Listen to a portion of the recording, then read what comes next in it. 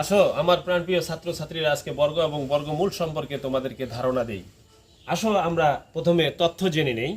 কোনো সংখ্যাকে সেই সংখ্যা দ্বারা গুণ করলে যে গুণফল পাওয়া যায় তা ওই সংখ্যার বর্গ এবং সংখ্যাটির গুণফলের বর্গমূল। আমরা তথ্য দিয়ে ব্যবহারিক শিখি। কোনো সংখ্যাকে আমরা কোনো সংখ্যা ধরব 12, আর সেই সংখ্যা ধরব 12।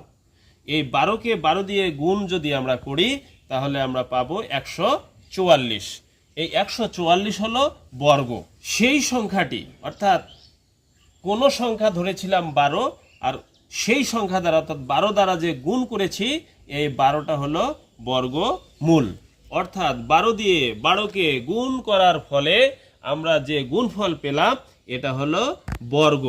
আর যাকে দিয়ে গুণ করেছি, যাকে দিয়ে গুণ করে গুণফলটা পেলাম তাকে বলে বর্গমূল। বর্গ এবং বর্গমূল সম্পর্কে আমরা যেটা ধারণা পেলাম যে বর্গ সবসময় হয় বেশি এবং বর্গমূল হয় কম।